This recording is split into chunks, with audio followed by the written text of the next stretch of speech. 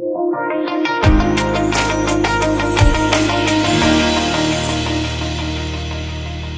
welcome back to the second interview of three, and we look at the forces behind the future of bundling waits for no one. I'm going to be looking into AI discovery with David Horton, who's the SVP of Product and Technology.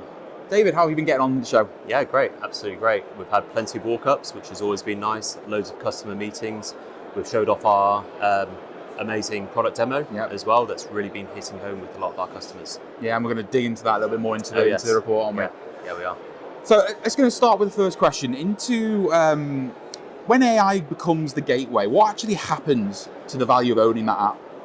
So when you say becomes the gateway, I think we're already seeing that happening.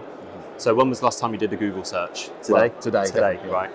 You probably start to see a lot of AI results come up from that. So, with Gemini and so on. So no matter what you do, you're already using AI. Now there's a lot of people who are actually using AI as kind of like their first choice to go and answer questions. So from my perspective, AI is already the gateway. Right, okay. So that's not changing. Okay, interesting. Right, let's double down on that and go into a little bit more detail. So what does, in the report we talk about AI being the new access. Yes. Could you just elaborate a little bit more onto that and what it actually means? Yeah, so I think first of all, we're talking about discovery. That's what a lot of people use it for. So they're discovering like information. So when we think about AI as the form of access into subscriptions, for example, they're going to be asking questions about what can I access, what services are available. So let me ask you a question. How do you get recommendations about TV shows? Probably usually family, friends, probably, I'd say. Yeah, family, friends, right? So think about it this way. When that happens, someone is saying, I like this, Ben. I think you're going to like it. Yeah. What is happening now is AI is learning all about you. You're connecting it to all your services, right? So it's getting to know who you are. Yeah. So it goes from, I like this, I think you'll like this, Ben, to Ben likes this. I'm going to promote this to him. The follow-on from that is really what next? So once you've discovered something, everything then has to go a level deeper. Okay. So now we're talking about how does it actually happen behind the scenes to enable you access to that content. So you found the content that you like, but what content do you have access to today? What content are you eligible for? Because you might be not subscribing to something. So being able to kind of like get a good amount of information about what is available to you, what you can subscribe to, what you can subscribe to automatically is really important. Level down deeper to that is what is actually commercially available, and I think that's probably the hardest problem to solve right now. So yes, you might be able to access content from a third party, but is there a commercial deal in place that allows you to see that and subscribe to it automatically? And why is this shift happening, right? Look at on the tech side and also on the behavior side. So I think there's actually quite a bit of a flywheel effect going on at the moment. So the technology itself is maturing. Like every day something else is being advertised or promoted, or there's a new news story about AI. People are becoming more familiar with AI as well. So there's kind of like a combination multiplication factor here. So technology is improving, people are using it more, they get more familiar with it, the technology improves even more, they're trusting it more, they're asking it to do more. So I think that's really what's driving kind of like, people, shifting their behavior, so to speak. So, and even in the report itself, when we look at kind of like demographic splits as well, we're seeing that Gen Z in particular, it's over nearly half, right? Nearly half of people are saying they actually would let their AI discover and use and manage their subscriptions. Manage subscriptions, right? Manage subscriptions. So yes, absolutely. And with agentic AI, that is becoming way more possible. Yeah, really interesting. So who owns this access layer? Who owns it? Good question. Will anyone truly own it? I'm not sure. Okay. Right. So I think there's still going to be quite a bit of fragmentation, at least for the next few years.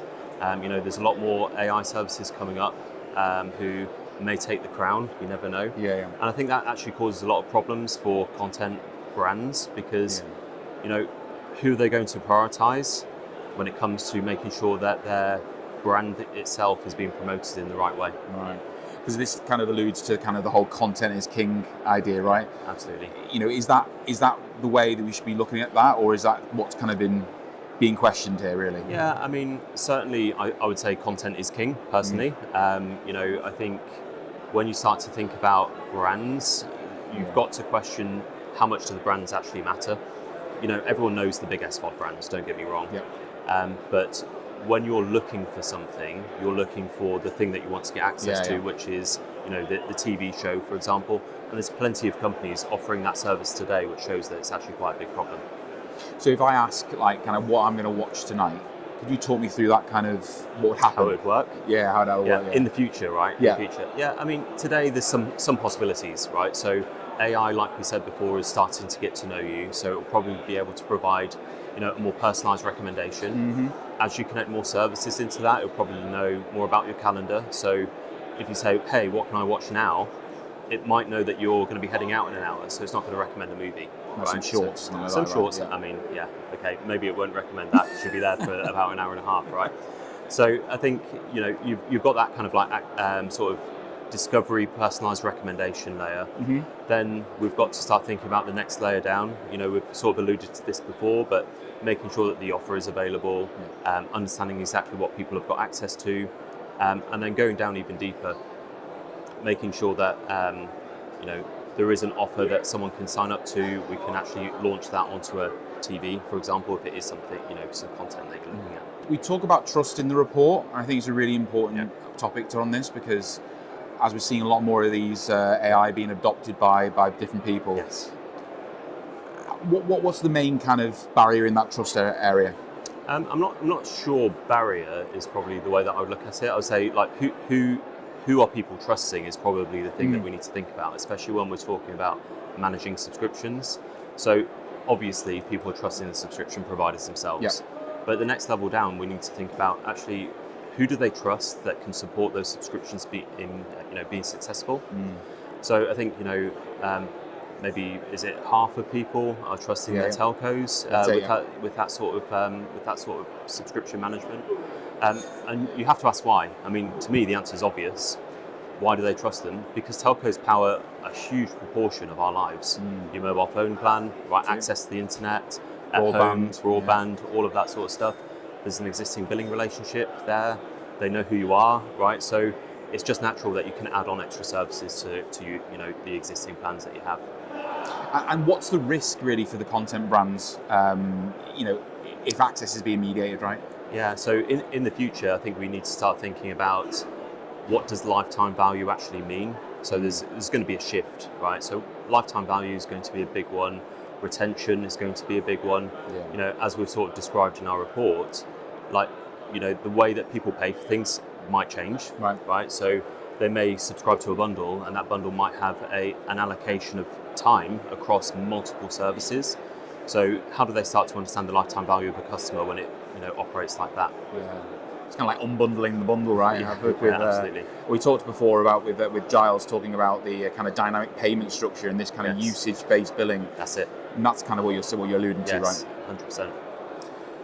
So thank you for the chat. I'm going to leave it with kind of, if you had to change one thing, right, in today's journey. Okay.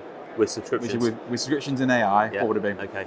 So for me, as a consumer, let's talk about as a consumer, I'm actually looking quite forward to kind of like that hyper convergence of my life in an AI personal assistant. So all of my time being managed, all of the things that I like being managed, and recommendations just coming to me because I don't have time. I mean, quite a lot of people get scared about that, right? I need it. It's getting to that point. Well, thank you very much for the chat. I really do appreciate it. Please do stay tuned. We're going to be speaking to Louisa, who's our Chief Commercial Officer, and we're going to be talking about the market split, which is bundle be bundled.